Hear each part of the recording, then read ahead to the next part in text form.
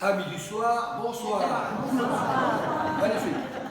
Alors, quelques annonces avant. D'abord, je remercie toujours le Père Jacques Philippe d'être avec nous, de nous accompagner toute cette semaine sur le thème des béatitudes, mais quelques petites indications pratiques pour que, à la fin de cette rencontre du soir, nous puissions repartir en paix sans être inondés d'annonces pratiques.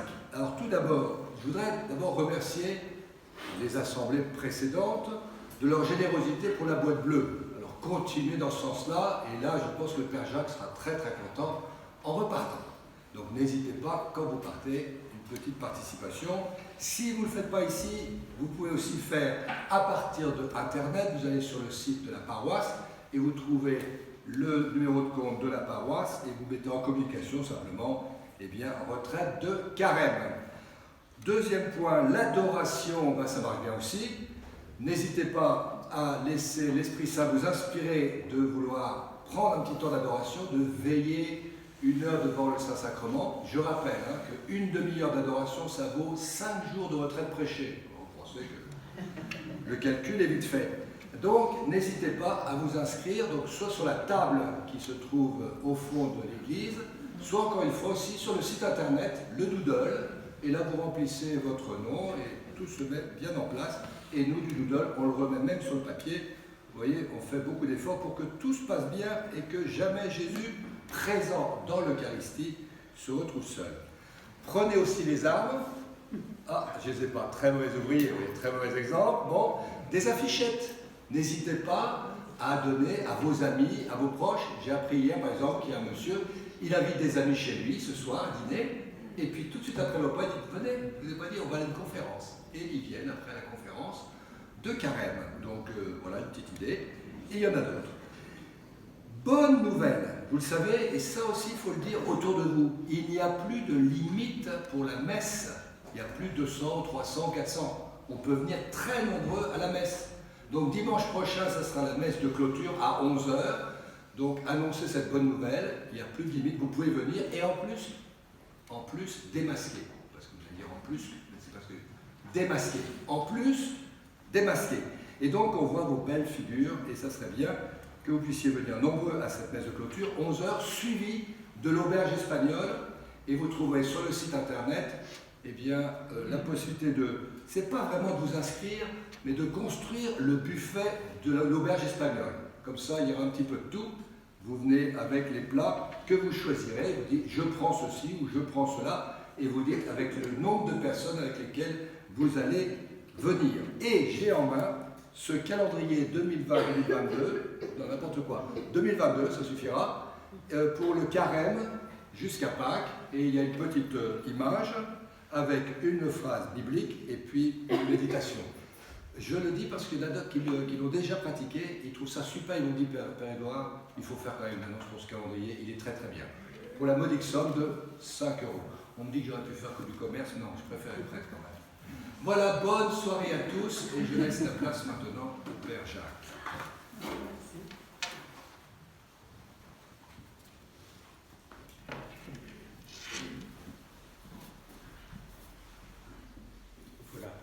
Amis du soir. Alors,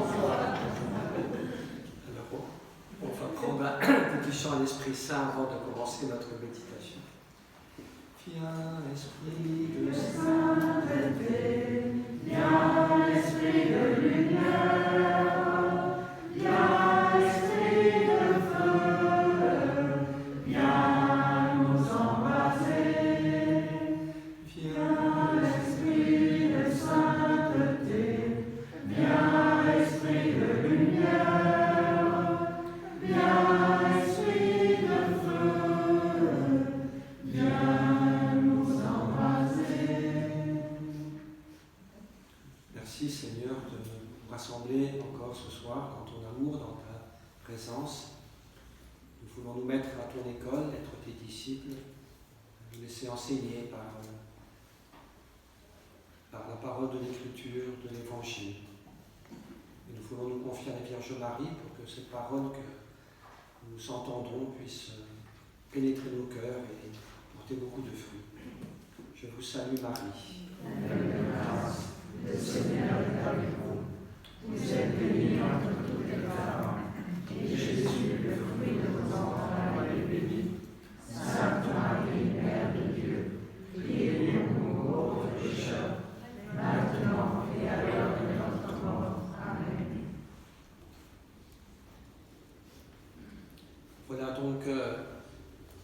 nous continuons notre parcours sur l'évangile des béatitudes.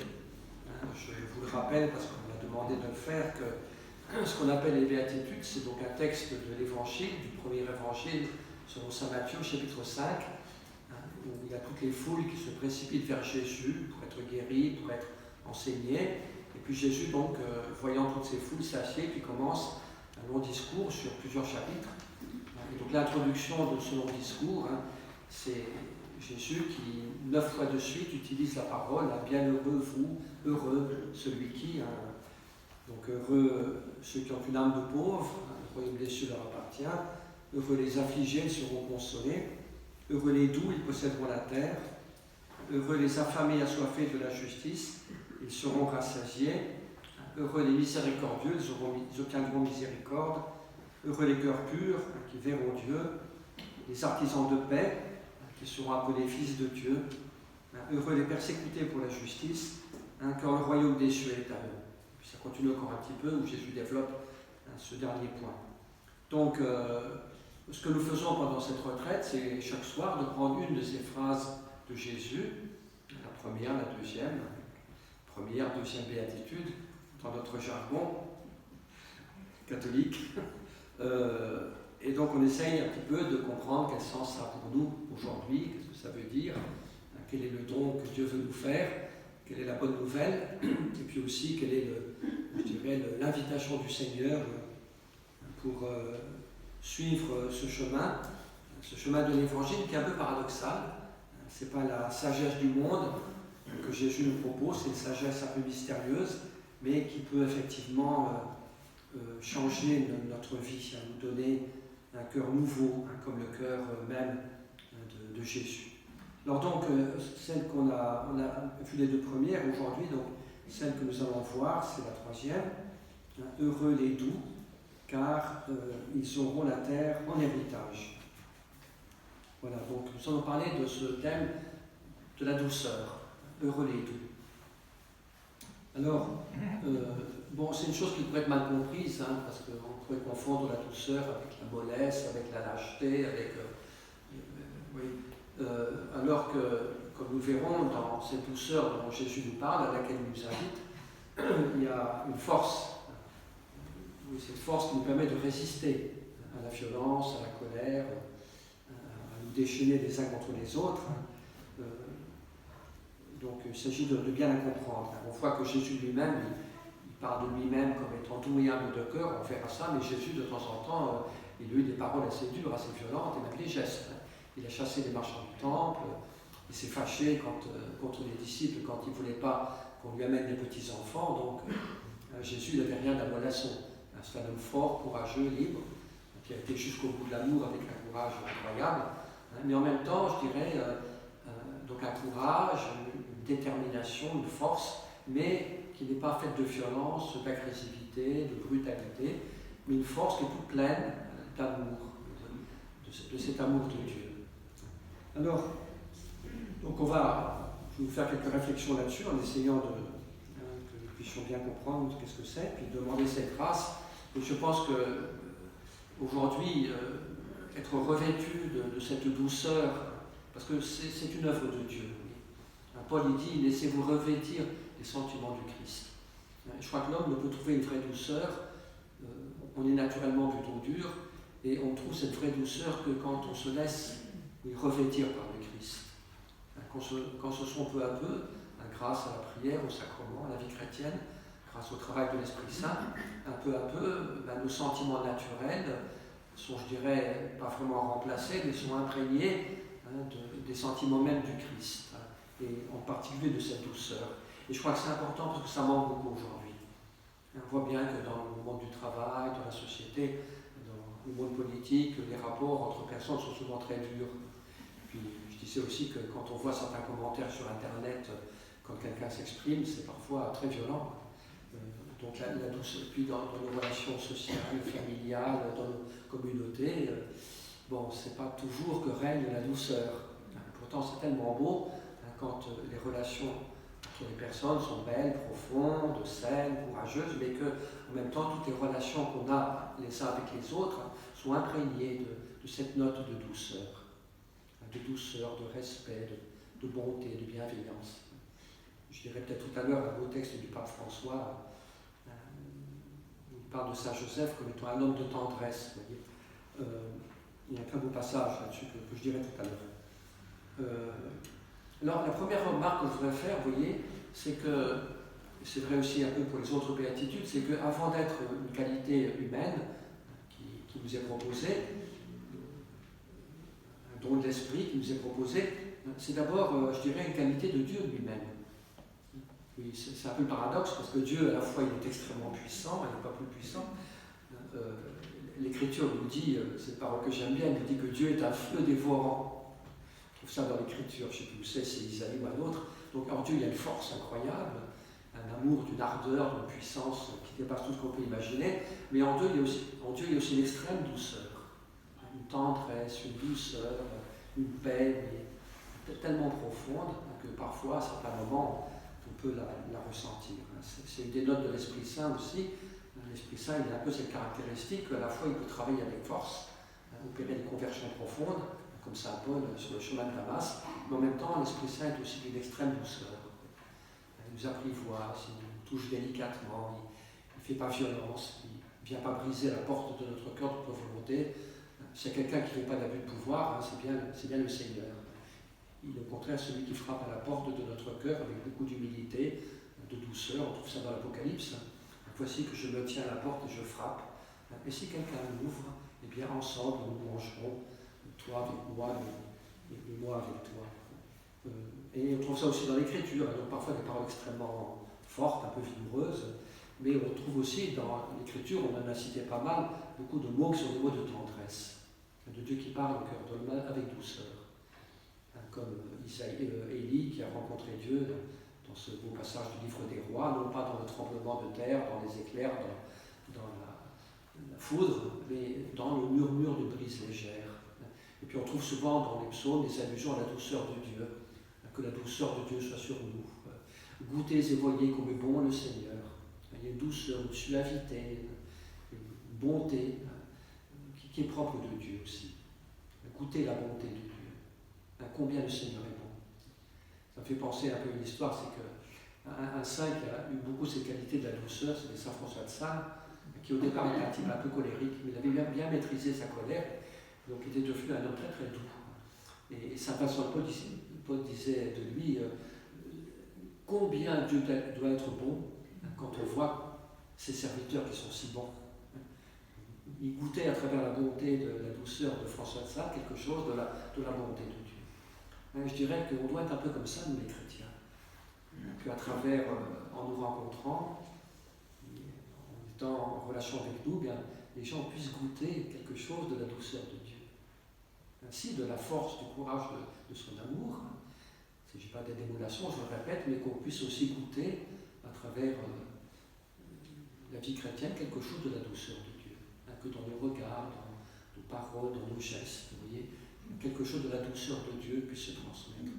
Et on en a beaucoup besoin. Tellement de personnes souffrent de violence, d'abus, se sentent écrasées, humiliées, ou rejetées, ou marginalisées. Vous voyez, c'est tellement beau quand une personne rencontre cette douceur, voit qu'on s'approche d'elle avec douceur, avec respect, avec tendresse, avec bonté. On en a tous un grand besoin. Alors, et demandons cette grâce, justement d'être, pour toutes les personnes que Dieu met sur notre route, des instruments de cette tendresse, de cette douceur de Dieu. Et ça demande un courage, parce que c'est plus facile de céder à la colère, c'est bien plus facile d'être violent que d'être doux. C'est infiniment plus difficile d'être doux. Ça suppose donc un travail intérieur, mais ça suppose surtout beaucoup de guérison. Une grâce de l'Esprit Saint qui nous adoucit. Vous voyez.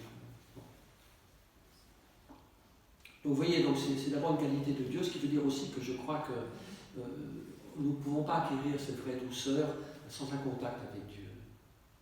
C'est Saint Jean de la Croix qui, je ne sais plus comment il dit ça, mais il dit que l'homme est naturellement dur. Il n'y a que la douceur du Christ qui peut le changer, qui peut changer son cœur.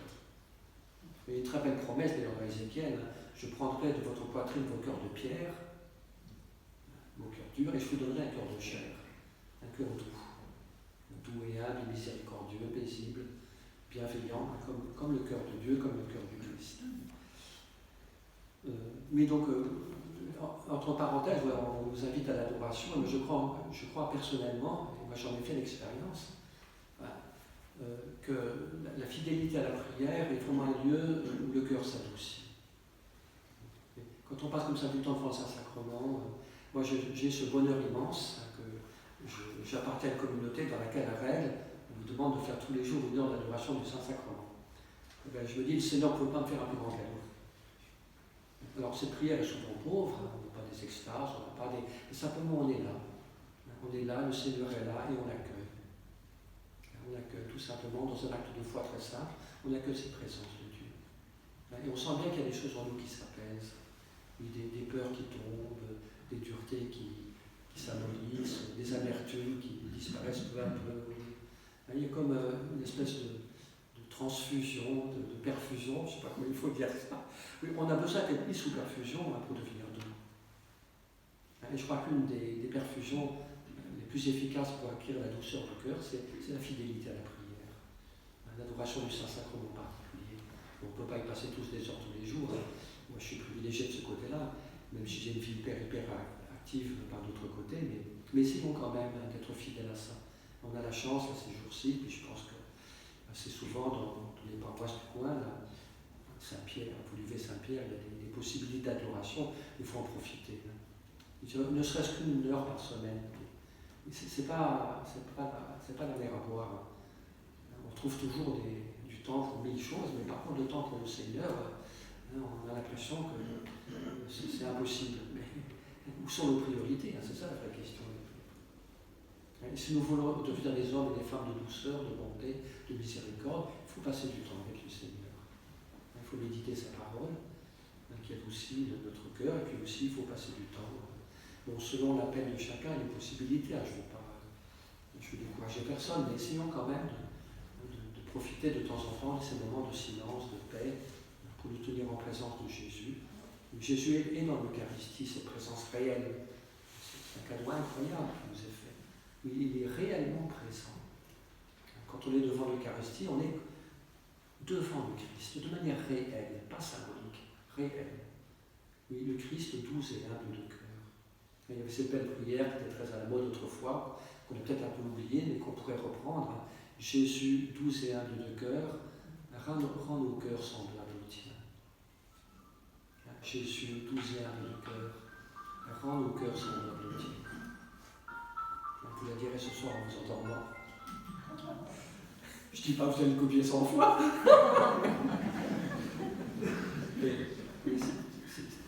C'est tellement beau ces petites prières toutes simples, ces petits mots de l'Évangile, que quand on les répète, quand on les dit, puis qu'on y met tout notre cœur, eh bien, elles finissent par produire leur effet.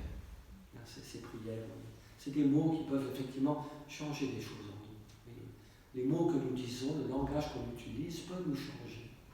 Si on est tout le temps un langage d'amertume, d'inquiétude, de peur, de reproche, d'accusation, on deviendra mauvais. Si on a un langage de bienveillance, de bonté, d'espérance, de miséricorde, de douceur et de paix, on deviendra bon. Nos mots nous changent. Comme dit Jésus, la bouche parle de l'abondance du cœur. Les mots dénotent ce qu'il y a dans le cœur. Et s'il y a la douceur dans le cœur, les mots seront doux. Ils communiqueront la douceur. De temps en temps, on aura le droit de dire des paroles un peu fortes, je dirais, pour réparer certaines injustices inadmissibles. Il ne s'agit pas d'être des carpettes sur lesquelles tout le monde peut marcher du matin au soir. De temps en temps, il faut avoir le courage de défendre, mais pas se défendre soi-même. Et Jésus s'est mis en colère plusieurs fois dans l'Évangile, mais ce qui est très remarquable, c'est qu'il ne s'est jamais mis en colère pour se défendre lui-même. Il s'est mis en colère pour défendre les autres, et les petits et les pauvres en particulier. Nous, quand on se met en colère, c'est souvent pour nous défendre nous-mêmes. Et on a notre territoire. C'est ça la colère au point de départ. C'est un peu la réaction de l'animal. C'est une réaction de survie. Le lion, vous voyez qu'il a son territoire, et quand il y a un autre lion qui approche du territoire, il commence. Mais une fois que l'autre a filé, le lion se calme tout de suite. Nous, on ne se calme pas, on rumine pendant des journées. Enfin, on en reparle un petit peu tout à l'heure. Donc, que de temps en temps, on ait certaines colères, ça peut être tout à fait légitime, mais qu'est-ce que je défends dans cette colère? Et très souvent, c'est soi-même qu'on défend, c'est son territoire, sa tranquillité qu'on défend. C'est pas Dieu qu'on défend. Ce n'est pas les petits et les pauvres qu'on défend, c'est nous-mêmes, très souvent. Et quand on est en colère, il faut vraiment essayer de dire pourquoi, qu'est-ce qui me met en colère, qu'est-ce que je suis en train de défendre, quel est le territoire que je suis en train de défendre, est-ce que c'est légitime, est-ce que c'est légitime, est-ce que ça me revient, est-ce que c'est pas moi que je défends, mes privilèges, mon orgueil ou je ne sais pas quoi, est-ce que je défends la vérité, la justice, le royaume de Dieu, les petits, les pauvres, l'évangile. Paul, il dit ça, il dit vous avez le droit de vous mettre en colère, mais que le soleil ne se couche pas sur votre colère. Que le soleil ne se couche pas sur votre colère. Tu as le droit d'être en colère 24 heures, mais pas plus. Parce qu'après, tu donnes prise au diable. C'est ce que dit Paul. Après, la colère te fait du mal à toi et fait du mal aux autres. Quand tu l'entretiens, quand tu la rumines, et quand tu n'essaies pas de t'en libérer peu à peu, justement par la prière, par la confession, en parlant avec quelqu'un qui peut t'aider dans ton temps de détresse ou de difficulté. Alors la colère est un sentiment qui est très légitime, ça fait partie des sentiments normaux un peu. Au départ, c'est même bon, c'est une réaction de défense contre la vie, et puis aussi c'est souvent une réaction normale contre l'injustice. Que les choses injustes nous mettent en colère, c'est tout à fait normal, et le contraire serait dommage, que ça ne nous mette pas en colère. Donc c'est légitime, mais attention, parce que très vite, la colère qui peut être bonne au départ et légitime peut très vite mal tourner, parce qu'elle devient violence, finit par faire du mal aux autres, et puis on se fait du mal à soi-même. Mais quelqu'un qui en permanence est en colère, il se fait du mal à lui-même. Il n'a pas cette paix profonde que Dieu désire nous accorder. Donc, règle de conduite, alors si on n'y arrive pas, le repentir est toujours possible, on peut toujours aller dans les pardons, dans la confession pour ça, mais prenons ça un peu comme règle, que le soleil ne se couche pas sur ma colère. Autrement, version un peu plus douce, tu as le droit d'être en colère 24 heures, mais pas plus. Au bout de 24 heures, il faut avoir digéré le truc. Il faut être remis à Dieu, il faut retrouver ton calme, retrouver un regard bienveillant et laisser ta violence, parce que sinon, tu te fais du mal à toi-même. Et puis non seulement à toi, mais aussi aux autres. Si tu persévères dans ta colère. Alors, je voudrais donc retourner à la douceur comme étant une qualité divine, une qualité de Dieu. Et on trouve tout à fait, très particulièrement dans Jésus lui-même. Donc Jésus qui avait cette force, ce courage d'aller jusqu'au bout de son martyre, mais en même temps qui avait beaucoup de douceur, surtout envers les petits et les pauvres. Et donc il y a un texte que vous connaissez très bien, qui est très très beau, un texte magnifique de l'Évangile. Donc c'est dans l'Évangile de saint Matthieu au chapitre 11, versets 28 et 30, où Jésus parle en ces termes. C'est des paroles absolument magnifiques, où Jésus dit « Venez à moi, vous tous qui peinez et ployez sous le fardeau, et moi je vous soulage. » C'est une très très belle parole de Jésus. « Venez à moi, vous tous qui peinez sous le poids du fardeau, venez à moi, et je vous soulagerai. Chargez-vous de mon joug et mettez-vous à mon école, devenez mes disciples, car je suis doux et humble de cœur. Je suis doux et humble de cœur, et vous trouverez le soulagement pour vos âmes. Oui, mon joug est facile, mon joug est aisé, et mon fardeau léger. » Et donc c'est très intéressant de voir que Jésus, quand il parle de lui-même, des sentiments qui habitent son cœur, il ne le fait pas très souvent, mais il le fait là en particulier. Comment est-ce que Jésus décrit son propre cœur? Il le décrit comme un cœur doux et humble. Alors c'est aussi un cœur fort et vaillant et courageux, et mille autres qualités, mais celle que Jésus met le plus en lumière, c'est cette douceur et cette humilité, justement pour nous attirer. Oui, un cœur doux, qu'est-ce que c'est? C'est un cœur sur lequel on peut se reposer. Quelqu'un qui ne te rejette pas, qui ne te méprise pas, qui ne te parle pas avec dureté, mais quelqu'un qui t'accueille. Il y a toute une dimension d'accueil dans la douceur. C'est non pas le rejet, le méprisant, mais c'est la tendresse qui accueille. Je t'offre mon cœur comme un lieu de repos. C'est ça que Jésus fait à chaque Eucharistie. Dans l'hostie, on a le cœur du Christ. On a toute la personne de Jésus, enfin, humaine et divine et toute la Trinité dans l'Eucharistie, mais on a particulièrement le cœur de Jésus, ce cœur doux et humble qui nous est donné pour nous reposer de nos fatigues, de nos lassitudes, de nos colères. Mais dans le cœur de Jésus, on peut tout déposer. C'est comme ça qu'on se libère justement de l'amertume, de la colère, de la méchanceté, c'est en déposant tout cela dans le cœur du Seigneur. Mais comme un petit, comme un pauvre, qui reconnaît son péché, mais qui va se confier à Jésus, se reposer dans le cœur du Seigneur. Et donc chaque messe nous est donnée pour ça, pour nous reposer dans le cœur du Seigneur. Enfin, dans la messe, il y a beaucoup de choses, évidemment, c'est l'action de grâce, c'est le sacrifice de la nouvelle alliance, c'est le repas, c'est le partage, c'est la communion avec Dieu, la communion fraternelle, donc c'est un mystère d'une richesse extraordinaire, mais un des aspects de l'Eucharistie, c'est aussi cela.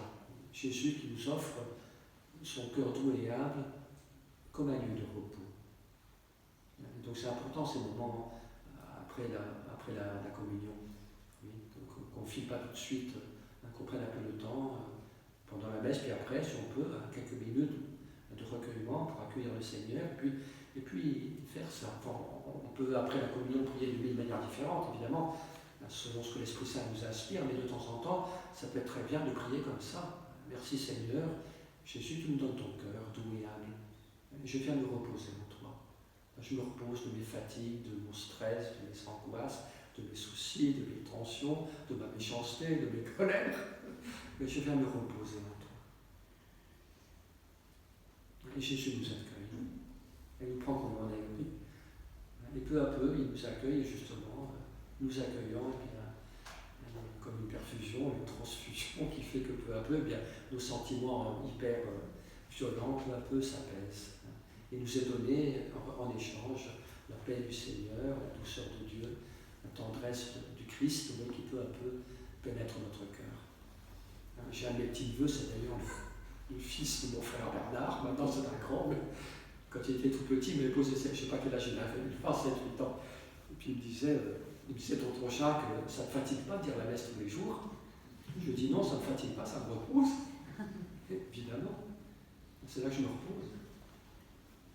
C'est là qu'on a justement cette grâce, ce bonheur de pouvoir accueillir le Seigneur et se reposer en lui. On n'a pas besoin d'avoir des extases, des choses extraordinaires, mais c'est tout simplement la foi dans la vérité de ce mystère de l'Eucharistie. C'est vrai que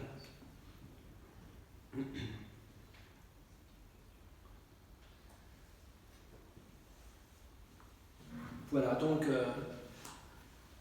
cette douceur du Christ. Alors là, Jésus parle de douceur et d'humilité. Donc il utilise deux mots. Alors c'est des mots qui n'ont pas bonne presse aujourd'hui. On valorise plutôt les durs, les bons. Et puis on ne valorise pas beaucoup l'humilité non plus. Mais c'est vrai qu'on a parfois très très fausse idée de ce que c'est que l'humilité.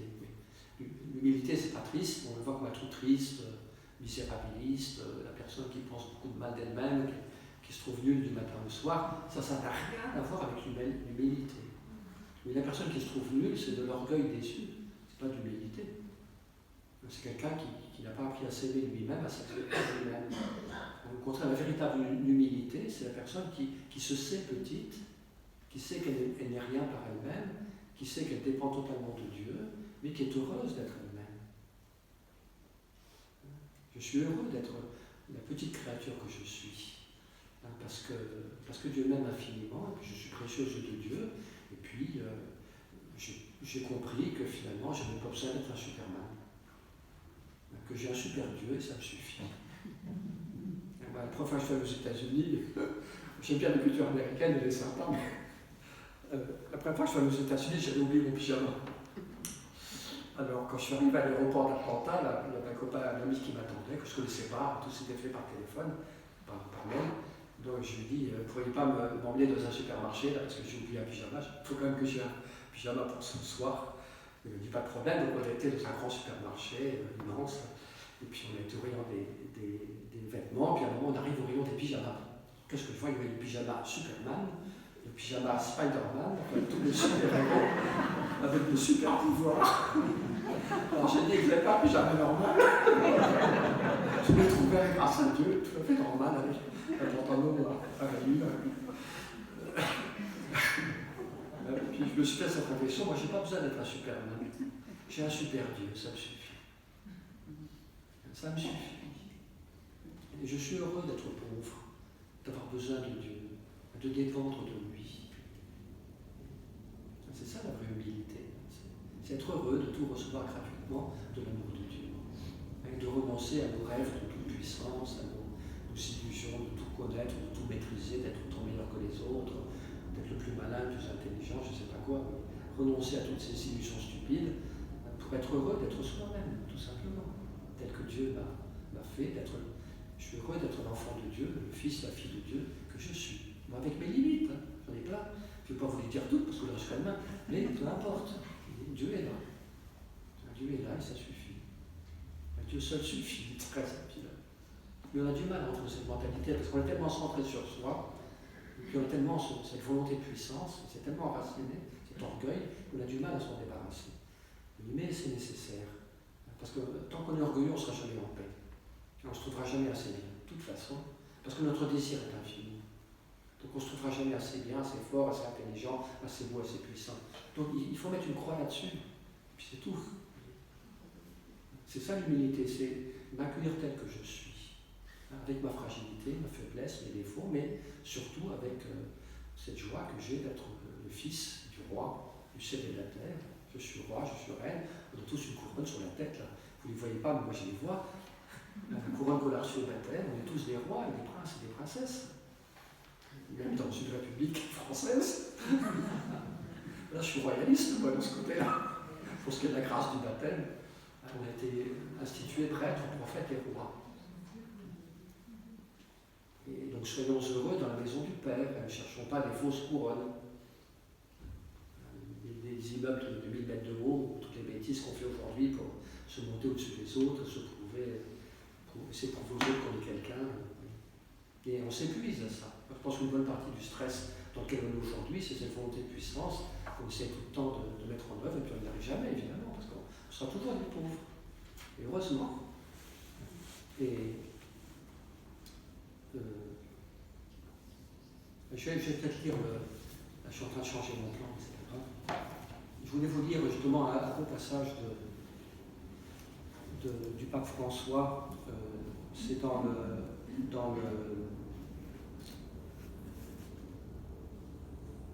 le pape François, il a donc institué cette année Saint-Joseph, enfin il est terminé maintenant.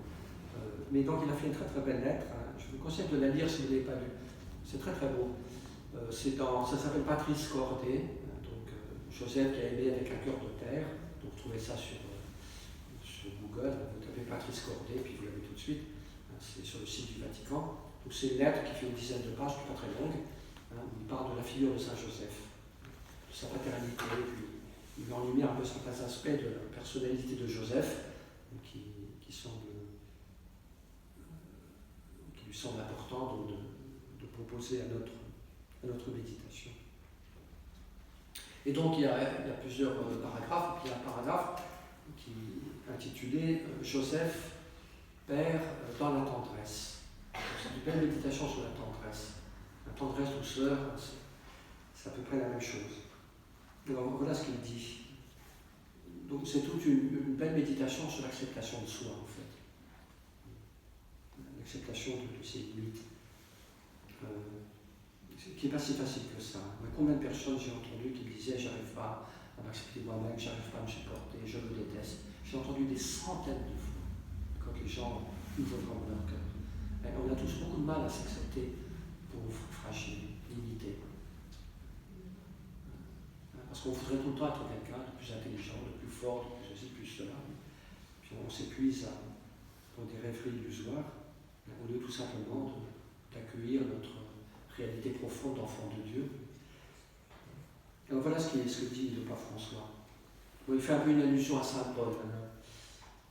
Donc l'histoire du salut s'accomplit en espérant contre toute espérance, à travers nos faiblesses. C'est ça un peu la clé, accueillir notre faiblesse.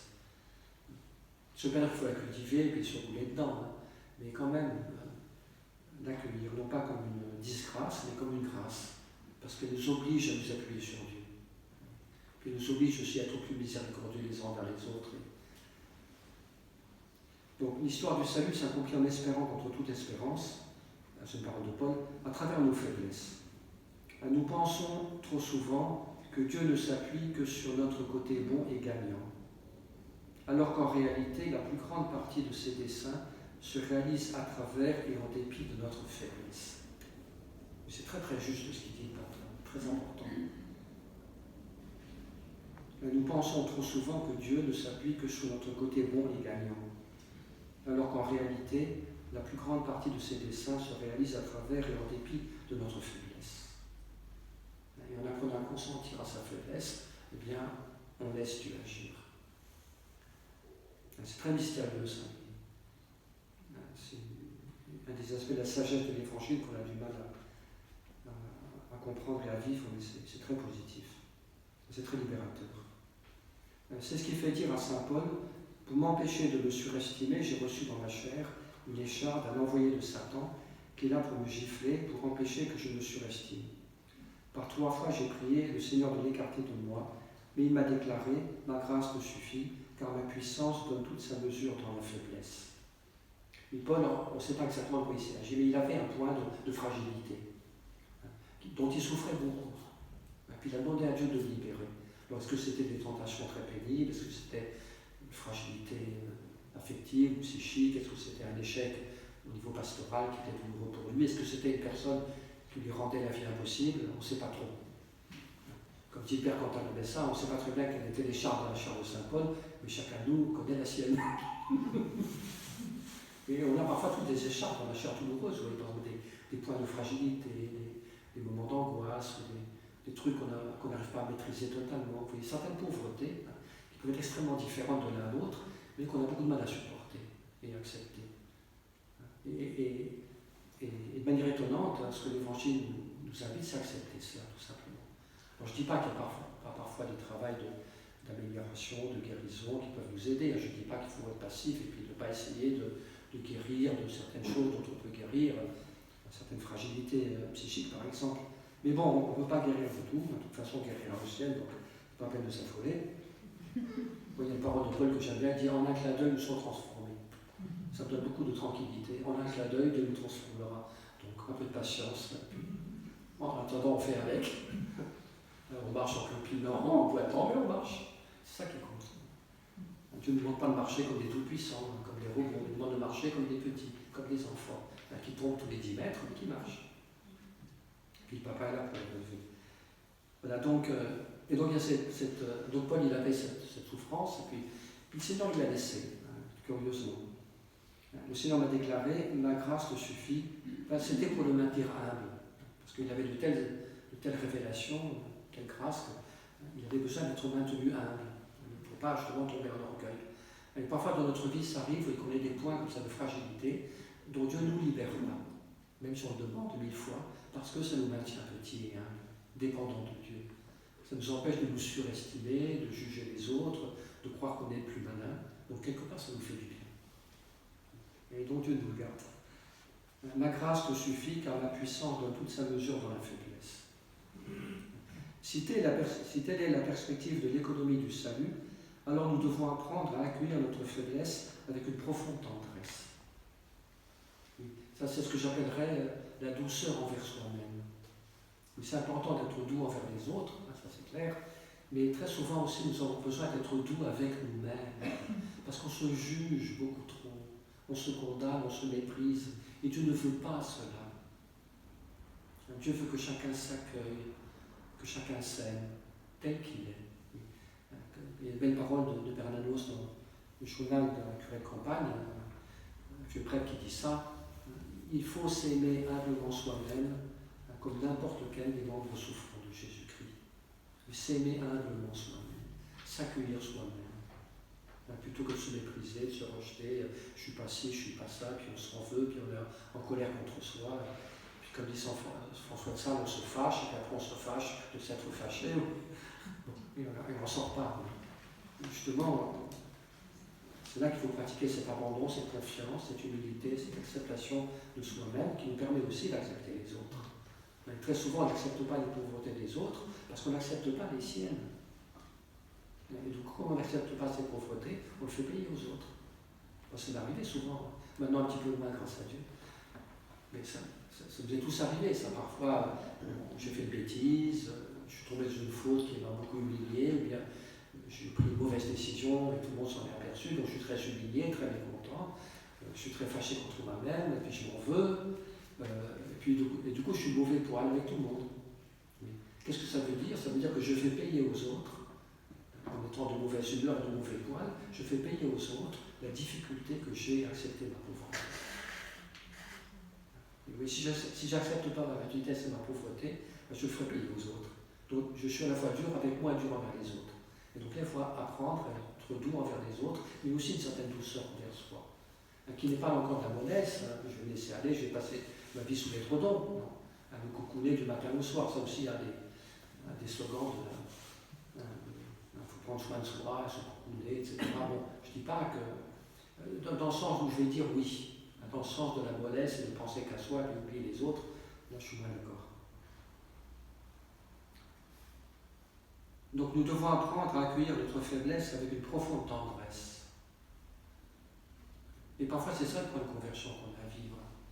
On croit toujours que la conversion c'est de devenir plus dur, plus costaud, plus cela, vraiment arrêter le tabac définitivement, de plus boire une ronde de puis manger de chocolat ou je ne sais pas quoi. On croit souvent que c'est un surcroît de dureté qui va nous sauver. Alors parfois oui, si je suis quelqu'un d'un peu mollasson, d'un peu paresseux, il faut que je me secoue, que je me donne des coups de pied derrière. Mais parfois c'est le contraire que j'ai besoin. Je suis trop dur envers moi, trop exigeant. Je suis perfectionniste et je voudrais que tout soit parfait. Puis j'ai peur de rater le moindre truc et je me rends malade parce que j'ai fait une mauvaise figure devant telle ou telle personne. Mais on est très très dur avec soi-même parfois. Bien plus que Dieu. Dieu est doux avec nous. Mais Dieu ne nous fait pratiquement jamais des reproches. Il nous invite bien sûr à un chemin de vie, mais il n'est pas tout le temps là à accuser. Celui qui accuse, c'est le démon, comme le pape va le dire. Oui, le malin nous pousse à regarder notre fragilité avec un jugement négatif. Ça c'est le malin, c'est le démon. Le démon nous pousse à regarder notre fragilité avec un jugement négatif. Au contraire, l'esprit la met en lumière avec tendresse. Et la tendresse, c'est la meilleure manière de toucher ce qui est fragile en nous. Oui, la douceur, la tendresse, c'est le moyen de toucher ce qui est fragile en nous, puis aussi dans les autres, bien sûr. Oui. Et le fait de montrer du doigt et le jugement que nous utilisons à l'encontre des autres sont souvent un signe de l'incapacité à accueillir en nous notre propre faiblesse, notre propre fragilité. Alors, évidemment, dans toute personne, il y a aussi beaucoup de qualités, il faut les développer, il faut les reconnaître. L'humilité, ce n'est pas nos qualités, l'humilité, c'est la vérité. Et donc, je dois reconnaître mes qualités, le bien dont je suis capable, je dois me réjouir de faire des belles choses. Donc, on a tous des côtés positifs et chouettes, dont il faut être content. Dire merci Seigneur. Alors, ça ne veut pas dire que je vais gonfler mon ego, mais ça veut dire que je suis heureux de faire le bien. Le bien qu'il m'est donné de faire, parce que je chante bien, parce que je suis un bon guitariste, parce que je ne sais pas quoi. Être heureux du bien qu'on peut accomplir, c'est tout à fait légitime, ça fait partie de l'humilité. Mais nous avons aussi quelque part, et je crois que tout le monde là, un jour ou l'autre, on a tous quelque part quand même certaines failles, une certaine fêlure dans l'armure, une certaine fragilité. Alors parfois le Seigneur en est guéri, mais parfois on les garde pendant un certain temps. Et il faut reconnaître que c'est une grâce, parce que justement ça nous maintient petits. Ça nous empêche d'être arrogants et prétentieux et de tout le temps gonfler notre ego face aux autres.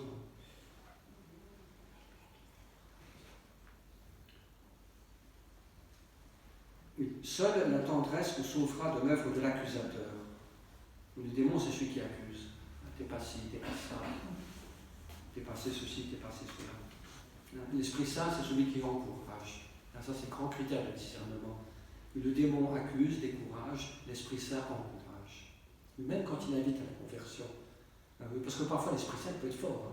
Il peut nous dire parfois, là, tu dois changer. Ça dans ta vie, ça ne va pas. C'est pas évangélique. Telle faute ou telle attitude, non. L'Esprit Saint parfois sera très exigeant. Il dit, non, ça c'est pas possible. Il faut que tu changes. Puis quand il parle avec force, on ne peut pas s'échapper, ni à droite ni à gauche. La parole de Dieu, c'est comme un glaive à deux tranchants, il dit l'un est trop, vous êtes hébreux. Donc là, l'Esprit Saint peut être parfois très, très fort pour nous inviter à des conversions nécessaires pour notre bien, notre liberté, mais en même temps, l'Esprit Saint nous dit toujours, il ne nous accuse pas. Il nous dit, il nous donne la lumière sur le point de conversion indispensable, mais il nous dit en même temps, je suis avec toi. Je ne suis pas contre toi, je suis avec toi. Pour justement ce changement. Et avec moi, bien, ce changement deviendra possible. Je suis là pour t'aider. Comme dit Paul, l'Esprit vient au secours de notre faiblesse. L'Esprit, c'est le consolateur, comme on disait hier. C'est un esprit de vérité qui parfois nous montre de manière assez crue des vérités sur nous-mêmes qu'on doit convertir, mais en même temps, c'est jamais de manière accusatrice ou décourageante ou désespérante. C'est toujours dans une sollicitude, un accompagnement, une bonté, une espérance, qui est le typique de la grâce de l'Esprit Saint. Un esprit d'encouragement.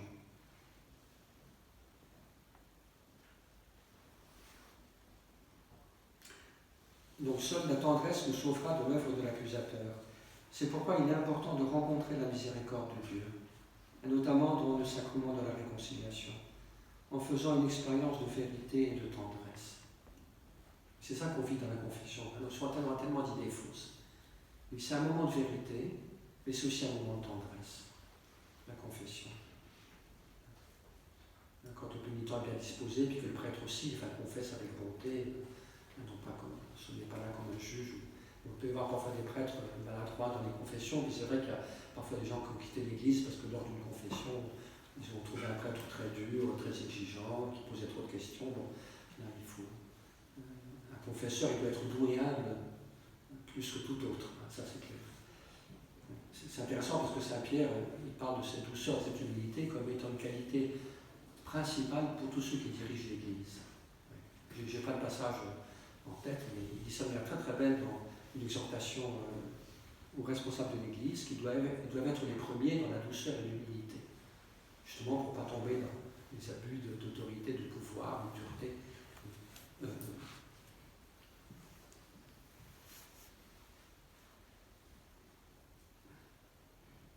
sais plus ce que je disais. Bon,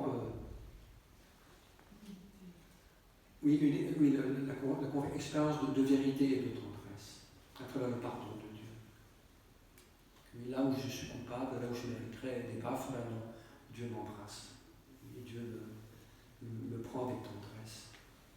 Là où je m'attends à être jugé, être un peu condamné, à être un peu puni, non, c'est tout le contraire qui se passe. Et Dieu nous montre sa miséricorde et son amour. C'est vraiment un moment de tendresse. Alors peut-être qu'on ne la sent pas toujours, mais si on se confesse avec sincérité, si on demande la grâce de l'Esprit Saint, aussi pour soi et pour le confesseur, que vous allez vous confesser, demandez d'abord au Saint-Esprit de remplir le confesseur, puis après de vous remplir vous-même. Et ça peut être un très très beau moment de vérité, parce que là on est en vérité. Là je dis ce qui ne va pas dans ma vie. J'arrête de faire semblant que tout va bien, comme au cocktail d'avant-hier. Là je suis en vérité. Et là je suis un pauvre devant Dieu. Mais c'est bien, on est en vérité, la vérité libère. La vérité vous rendra libre. Et c'est aussi un moment de tendresse. C'est un moment où Dieu nous prend dans ses bras.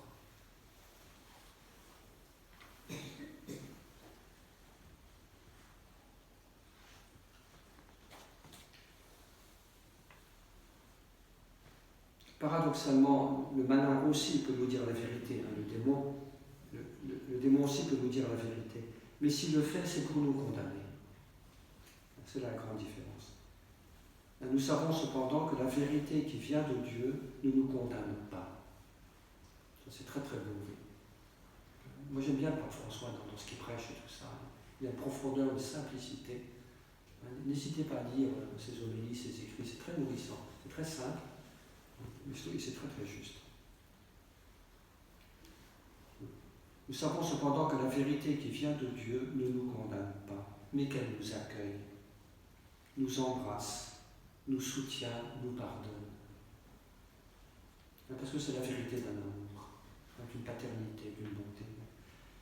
La vérité se présente toujours à nous comme le Père miséricordieux de la parabole, le Père qui accueille l'enfant prodigue dans l'évangile de Luc, au chapitre 15. Elle vient à notre rencontre, nous redonne la dignité, nous remet debout. Mais ce n'est pas une vérité qui écrase, qui assomme. Ce n'est pas une massue, la vérité. Elle nous remet debout. La vérité qui vient de Dieu. Elle fait la fête pour nous, parce que mon fils qui était mort, il est revenu à la vie, il était perdu et il est retrouvé. Voilà. Donc c'est la lettre apostolique Patris Corde. Si vous voulez la relire, c'est un très très beau texte. Vous voyez donc, tout ça, j'ai essayé de décrire cette douceur de Dieu, cette tendresse de Dieu. Nous demandons la grâce d'en faire l'expérience, que nos cœurs s'ouvrent à cette tendresse, se laissent aimer, se laissent visiter par la tendresse de Dieu, et puis que nous devenions aussi, à notre tour, bons, doux les uns envers les autres. Donc ça, c'est l'exhortation qu'on trouve assez souvent dans l'Écriture, dont saint Paul, par exemple, qui nous invite justement à imiter cette douceur, cette humilité du Christ. Vous donc, dans la lettre aux Colossiens, chapitre 3, vous donc, les élus de Dieu, ses saints et ses bien-aimés, revêtez des sentiments de tendre compassion, de bienveillance, d'humilité, de douceur, de patience. Tout ça, ça va ensemble. La douceur, l'humilité, mais aussi la patience, la bonté, la compassion. Dans la lettre aux Colossiens, le même langage, en toute humilité, douceur et patience, supportez-vous les uns les autres avec charité. En toute humilité, douceur et patience, supportez-vous les uns les autres avec charité. Saint Jean de la Croix, il dit que l'homme doux, c'est l'homme qui supporte les autres et qui se supporte soi-même. Et parfois, on a du mal à supporter les autres. Donc, il faut supplier le Seigneur de nous aider là. Mais parfois, comme je l'ai déjà dit, on a du mal à se supporter soi-même. Mais la douceur, c'est aussi se supporter soi-même. En mettant toute ma confiance en Dieu. Que cette fragilité qui est la mienne, que ces limites qui sont les miennes, Dieu les transformera en richesse. Ça, c'est tout le message des béatitudes. Heureux les pauvres en esprit, ils deviendront riches. Et nos pauvretés peuvent devenir des richesses. Il y a tout un mystère d'espérance, de foi, d'espérance dans le langage de Jésus qui est très important. Oui, et je pense aussi que cette douceur dont Jésus faisait preuve, alors il y a eu de temps en temps des moments beaucoup plus durs quand il se heurtait à des cœurs fermés, l'orgueil des scribes. Il était sévère, mais on sait bien qu'envers le petit peuple, il était très doux. Et je crois que c'est beaucoup ça qui attirait les gens. On peut se poser la question, pourquoi est-ce que les foules venaient si nombreuses à écouter le Seigneur? Alors évidemment, la première raison qui est évidente, c'est les guérisons, les miracles. Ça, c'est sûr que tous les gens qui étaient un peu boiteux et stropiques se précipitaient tous. Puis de fait, il y a eu beaucoup de guérisons. Donc c'était quand même un témoignage fort de la puissance et de l'amour de Dieu. Et c'est sûr que ça attirait les gens. Mais moi, je suis persuadé qu'il y a une autre chose qui attirait beaucoup les foules auprès de Jésus, c'était sa douceur, son humilité, sa manière de parler, sa bonté. Parce qu'on sait on voit déjà un peu ce contraste dans les évangiles, mais on sait aussi pour des raisons historiques, par d'autres sources que l'évangile, que certains milieux du judaïsme de l'époque de Jésus étaient marqués par beaucoup d'orgueil. Parfois les pharisiens, pas tous. Il y avait des gens très bien chez les pharisiens, c'était un courant assez intéressant, plan spirituel. C'était le courant de Jésus était le plus proche par certains côtés, mais il y avait quand même ce fait que chez certains docteurs pharisiens, il y avait quand même beaucoup d'orgueil. Comme on le voit, la manière dont ils méprisent l'aveugle-né, tu n'es que péché depuis ta naissance. Enfin, ils étaient donc certains scribes, certains pharisiens, et surtout les sadducéens, c'était les pires, parce que les sadducéens, c'était en fait les grandes familles sacerdotales. C'était un peu l'aristocratie sacerdotale qui tournait autour du temple, qui était, que Jésus s'est pas mal heurté, et qui étaient des gens extrêmement arrogants. Et ça, on le sait. Ils méprisaient beaucoup les petits, les pauvres, les pécheurs, les gens qui n'étaient pas instruits, qui ne connaissaient pas la loi. On le voit dans l'Évangile. En hébreu, ils appellent ça le Am Haaretz, le peuple de la terre. Ils les méprisaient. Donc, ils avaient une arrogance, un mépris pour tous les petits et les pauvres. Et donc, ça fait un contraste énorme avec Jésus. Au contraire, Jésus était bienveillant, Et on voit bien dans l'Évangile que quand Jésus fermait la bouche aux pharisiens et aux sadducéens, le petit peuple était absolument ravi. Il prenait sa revanche de tout le mépris, l'orgueil qu'il subissait donc, de la part de certains membres, de certains des opposants de Jésus. Donc pour dire aussi, vous voyez, combien dans la douceur il y a une force, combien elle peut conquérir les cœurs. Vous voyez. Et puis il y a deux choses qui vont ensemble, c'est la douceur et l'humilité. Alors c'est le même mot en hébreu, le mot anav. C'est un mot intéressant en hébreu, le mot anav, anavim, les pauvres au pluriel. Ça signifie à la fois pauvre, mais à la fois doux et humble. Alors en grec, on a mis deux mots pour rendre le sens, mais probablement quand Jésus a parlé en araméen ou en hébreu, il y a un seul mot qu'il a mis là. Et c'est un mot qu'on retrouve à propos de Moïse. C'est intéressant, on pourrait aller voir ça dans le livre des Nombres, au chapitre 12. Il y a une histoire à propos de Moïse, un peu une querelle en famille, un petit conflit avec sa soeur et son frère, enfin, qui reproche à Moïse des choses, qui sont pas montés un peu contre lui. Puis Moïse qui ne réagit pas, qui prie pour eux, au contraire, qui ne se défend pas, mais c'est Dieu qui le défend. Et puis l'Écriture dit à ce moment-là, à propos de Moïse, et je trouve ça magnifique, il dit que Moïse, c'est le plus grand leader de l'Ancien Testament, Moïse. Quand même, c'est un grand bonhomme.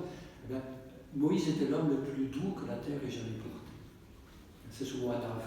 L'homme le plus doux, mais aussi l'homme le plus humble que la terre ait jamais porté. Il préfigurait le Christ. C'était à la fois un bon berger pour le peuple, et c'était lourd pour lui. Puis il agit avec puissance, mais c'était un homme aussi doux et humble. Et je crois, vous voyez, on ne peut pas opposer. Aujourd'hui, on dit, oui, mais dans notre monde, il faut se battre, tout ça. Moi, je crois qu'on peut à la fois être quelqu'un qui se bat, qui est fort, qui est conquérant, qui fait bien, qui est engagé, mais on peut être aussi quelqu'un qui a un cœur rempli de douceur et d'humilité. Ce n'est pas du tout contradictoire. Et au contraire, plus on sera doux et humble, plus on sera rempli du Saint-Esprit. Et plus on aura une vraie force pour agir. On voit bien chez les saints, ils étaient d'une humilité incroyable, mais ils avaient une force, cette force de l'amour qu'on voit chez tous les saints.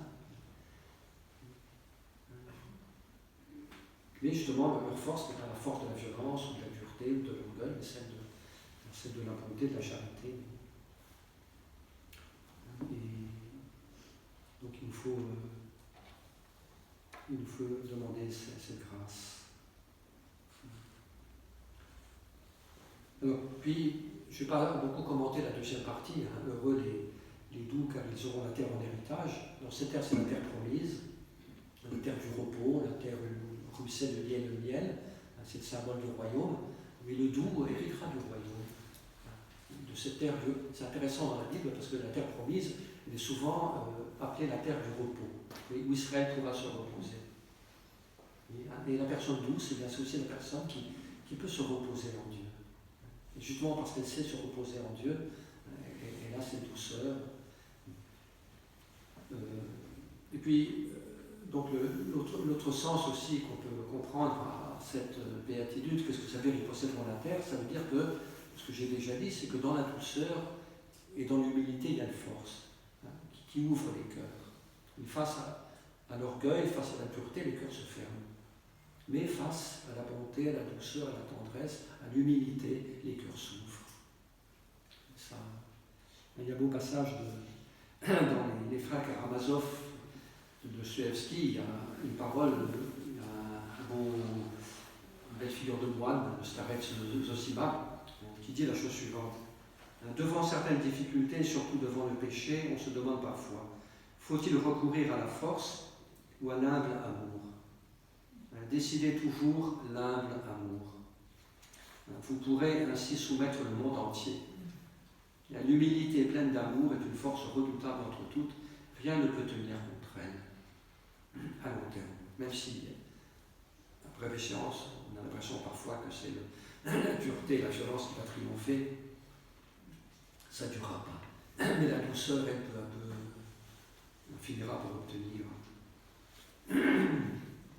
beaucoup de choses parce que justement, elle permet à Dieu d'agir.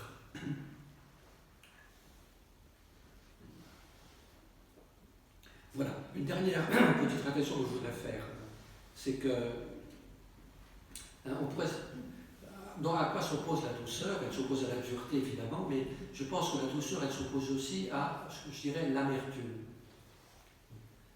C'est aussi le mot douceur en français, il a un peu de sens. Dans d'autres langues, c'est deux mots différents. Il y a à la fois la douceur de la tendresse, mais la douceur du miel. En français, c'est le même mot. Et c'est intéressant, parce que ça veut dire que la contraire du douceur, faut être attentif, sur quoi il faut être attentif, ça peut être la dureté, mais c'est aussi l'amertume. Cultiver des amertumes, des ressentiments, c'est aussi une manière de perdre notre douceur intérieure, comme un fiel qui nous habite et puis qui finit par sortir de notre bouche, parce que la bouche parle de l'abondance du cœur. Donc libérer notre cœur du fiel, de l'amertume, du ressentiment. Donc c'est bien la miséricorde, le pardon, on en reparlera, et c'est aussi un chemin important. Et donc, une petite réflexion très très vite en quelques mots. On pourrait se poser la question, qu'est-ce qui fait que le cœur de l'homme s'endurcit? Qu'est-ce qui fait que le cœur de l'homme, au lieu de devenir doux, de rester doux, finit parfois par s'endurcir? Qu'est-ce que la Bible nous dit là-dessus? Alors, je ne vais pas trop le développer parce qu'on n'a pas le temps, je ne vais pas vous épuiser, mais je donne simplement quelques éléments. Si on regarde un peu dans l'Écriture comme ça, un peu à la louche, qu'est-ce qui endurcit le cœur de l'homme? Voilà les réponses qu'on trouve. Une première chose, c'est l'orgueil. Finalement, l'orgueil endurcit. La prétention d'être meilleur que les autres, le mépris envers les autres, cultiver son ego à longueur de journée, ça conduit à la dureté, ça c'est clair. Très souvent, ce qui conduit à la dureté aussi, et c'est souvent indiqué dans l'Écriture, c'est le manque de foi, le manque de confiance. N'endurcissez pas votre cœur, entendez la voix du Seigneur. Et c'est le manque de confiance en Dieu qui nous endurcit. Et pourquoi? Là, on trouve un troisième élément qui est la peur. Une des raisons les plus fréquentes de l'endurcissement du cœur, c'est la peur. On a tous expérimenté des personnes bonnes comme le pain, en 3 ans deviennent dures comme c'est pas possible, parce qu'elles sont saisies de panique et de peur. Et donc c'est lié à cette question de la confiance. Quand on vit dans la confiance, et peu à peu on se libère de ces peurs, jamais totalement finalement, mais quand même, grandir dans la confiance, être plus libre par rapport à la peur, ça va éviter certains endurcissements. Donc il y a l'orgueil, le manque de foi, la peur. Une autre chose qui endurcit le cœur, c'est très clair dans l'Écriture, c'est l'attachement aux richesses. Là c'est clair, l'attachement aux richesses. Ce n'est pas la richesse en tant que telle, évidemment, qui peut être bonne, c'est utilisée pour le bien. Heureusement qu'il y a des riches pour des bonnes œuvres, je dirais, pour prendre soin des pauvres. Mais l'attachement égoïste aux richesses, matérielles ou spirituelles, parfois même un attachement à l'intelligence, à la culture, ça peut endurcir le cœur. Les richesses qu'on s'approprie, qu'on accumule et dont on a peur de perdre, ça rejoint encore la peur. Et souvent, ce qui nous rend avare, c'est la peur de manquer. C'est le manque de confiance en Dieu qui fait qu'on est attaché aux richesses de manière excessive. Donc l'attachement à des richesses de quelque nature que ce soit. Et puis donc une autre chose qui endurcit le cœur, j'en ai parlé un petit peu hier, en parlant de la consolation, de dire que parfois, ce qui peut aussi endurcir notre cœur, c'est des souffrances qu'on n'a pas remises à Dieu. Des souffrances qu'on n'a pas acceptées et remises à Dieu. On n'a pas reçu cette consolation de l'esprit dont j'ai parlé hier assez longuement. Ces souffrances curieux, il y a parfois un attachement à la souffrance, enfin à nos souffrances passées. On en fait comme un catalogue et puis on s'en sert pour accuser tout le monde. Et puis, au lieu de. C'est pour ça que quand Jésus nous dit, bien, prenez votre croix, il nous fait du bien, parce que quand on consent la souffrance, qu'on l'accepte, bien on est paisible. Et puis on se laisse visiter par le Saint-Esprit, par Dieu, et donc la souffrance ne nous endurcit pas. Mais pourrait nous endurcir, et c'est souvent ce qui se passe, mais demandons au Seigneur ses grâces, d'avoir cette proximité de Dieu, cet accueil de l'Esprit, cette confiance, cet abandon qui fait que les souffrances ne se transforment pas en dureté de cœur, en accusation, en amertume, en méchanceté, comme ça peut arriver parfois. Bon, j'en dis pas plus. Voilà, on va s'arrêter là. Ouais. Bon, on va peut-être pas prendre de temps pour des questions ce soir parce qu'il est un petit peu tard. Là, ce que je vous propose simplement, c'est qu'on prenne un tout petit moment de prière ensemble pour demander au Seigneur tout simplement, on va demander au Seigneur qui nous donne cette douceur, cette humilité. que l'Esprit Saint vienne nous visiter là dans nos duretés, nos blessures, nos amertumes, nos peurs. Oui. J'ai une question. Ah. Bonjour. Bonjour. Je suis né sous Paul VI et le pape François, je vais rencontrer ma femme quand elle était du pape. Comment? Pardon, j'entends. Donc,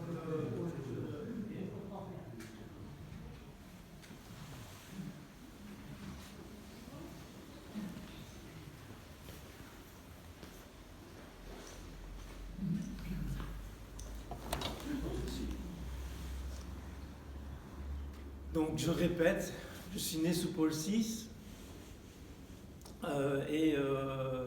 j'ai connu Jean-Paul Ier, donc efficace, c'est très, très court. Puis on a eu Jean-Paul II. Là j'ai eu toute ma vie, je ne pouvais pas trouver une femme, je faisais des horaires de fou. Je travaillais le week-end, les soirées, toute la journée, enfin bref. Il a fallu que je sois malade pour rencontrer ma femme. Alors, ma femme est très chrétienne, donc c'est ça qui m'a beaucoup attiré chez elle. On regarde souvent KTO. Et à travers KTO, j'ai aussi rencontré le pape François. Et on a un pape François qui est vraiment formidable, et notamment par rapport à ce que vous avez dit, mais notamment le mariage. Il faut savoir qu'avant le rituel du mariage, on parlait très peu de l'Esprit Saint.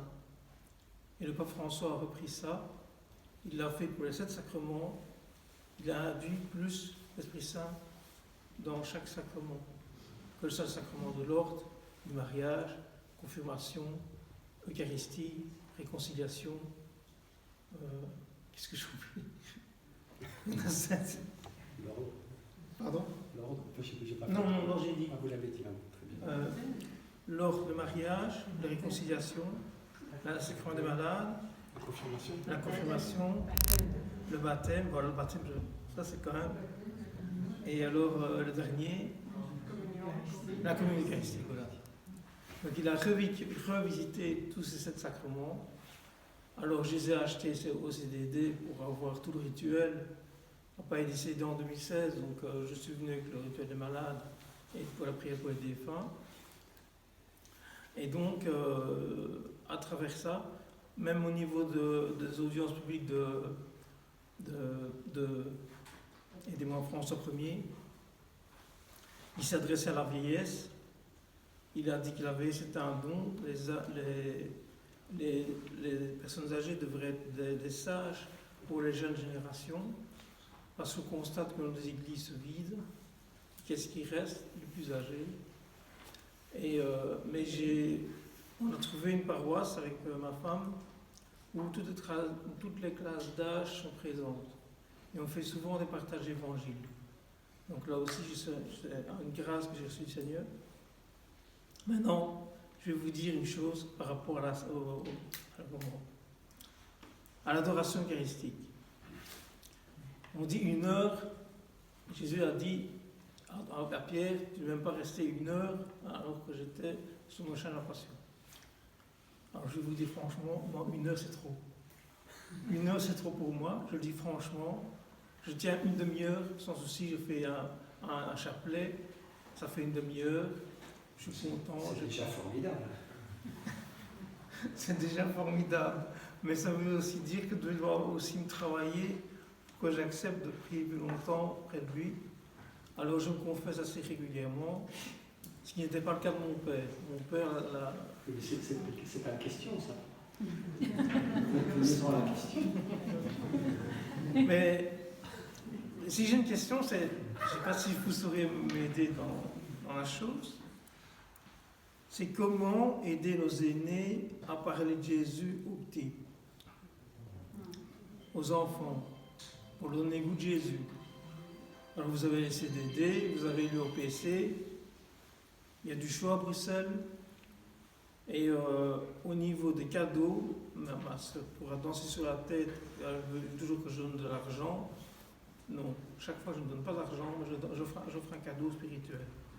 Je vais à l'UEPC, ah ça c'est bien ça. Ah oui, vous avez pour les enfants? Ah ça c'est chouette. Et alors j'achète là, Et j'ai pas eu de remontrance, comme quoi je faisais de l'évangélisation, que je faisais. Allez, comment ça s'appelle ça Quand on force les gens. Prosélytisme. Le prosélytisme, voilà. Je faisais du prosélytisme à la maison. Heureusement, ils ne m'ont pas encore dit ça.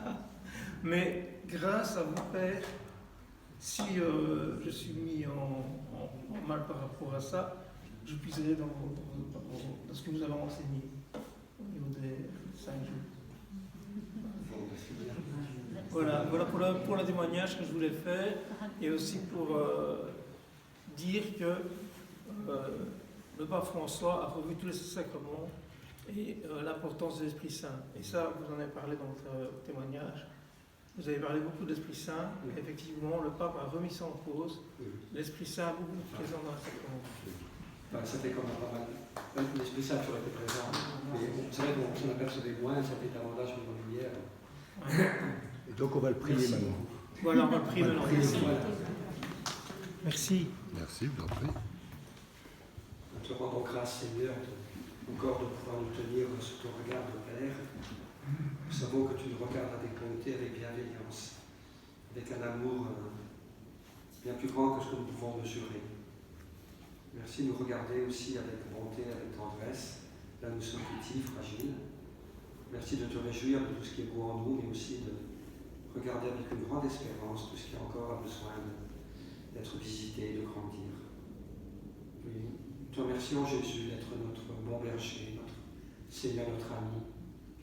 Nous te remercions pour ton cœur doux et humble où nous pouvons nous reposer. Nous te remercions de pouvoir trouver près de toi l'espérance, la paix, la confiance dont nous avons besoin. Oui, Seigneur, donne-nous de nous attacher à toi avec fidélité et puis de nous laisser comme ça peu à peu revêtir de tes sentiments de bonté, de miséricorde, de douceur et d'humilité. Oui, Jésus, nous voulons tout simplement te confier nos cœurs. Tu les connais avec tout ce qu'il y a de bon en eux, mais aussi ce qu'il y a de blessé, ce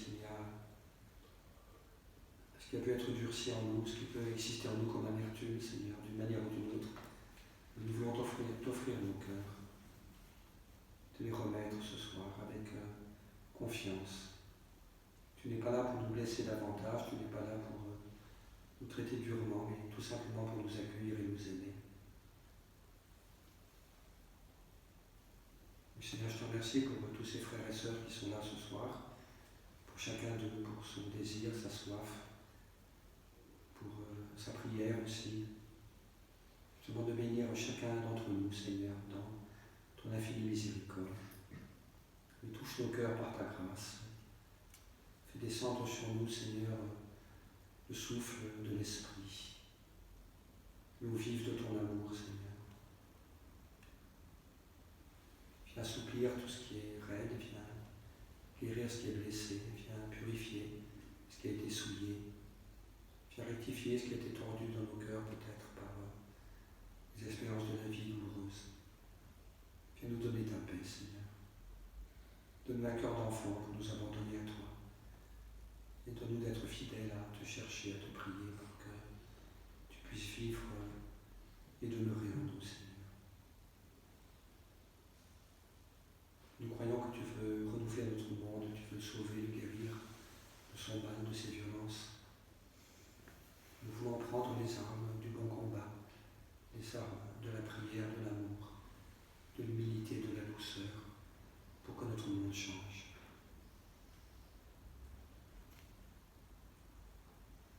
Nous répandons sur nous ta grâce, Seigneur. Nous avons besoin de toi, que tu nous visites, que tu nous parles, que tu nous changes intérieurement, tu nous apaises, tu nous libères, tu nous adoucisses. Fais disparaître, Seigneur, les aspérités de nos cœurs, tous ces enlevures que nous avons encore dans nos comportements, dans nos paroles. Pardon, Seigneur, pour tous les moments où nous blessons les autres, par nos duretés, par nos impatiences, par nos manques de tendresse. Mais accorde-nous tout pardon, change nos cœurs, Seigneur, et fais que toutes nos relations les uns avec les autres soient empreintes de douceur et de bonté. Te Demandons ça, Seigneur, en te priant, comme Jésus nous l'a enseigné. Lui fait de nous des êtres de douceur et de bonté.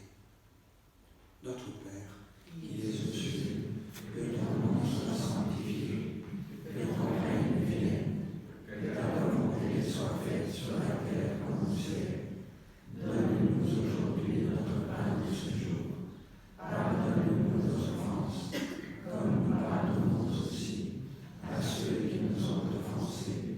Et ne nous laisse pas entrer en tentation, mais délivre-nous du mal. Demandons à Marie aussi de nous revêtir de sa tendresse, de sa douceur, de sa bonté. Je vous salue Marie, pleine de grâce, le Seigneur est avec vous. Vous êtes bénie entre toutes les femmes, et Jésus, le fruit de vos entrailles, est béni. Sainte Marie, Mère de Dieu, priez pour nous pauvres pécheurs, maintenant et à l'heure de notre mort. Amen. Le Seigneur soit avec vous. Voilà, que Dieu Tout-Puissant et Miséricordieux vous bénisse et vous garde, le Père, le Fils et le Saint-Esprit. Voilà, bonne nuit à tous. J'ai oublié juste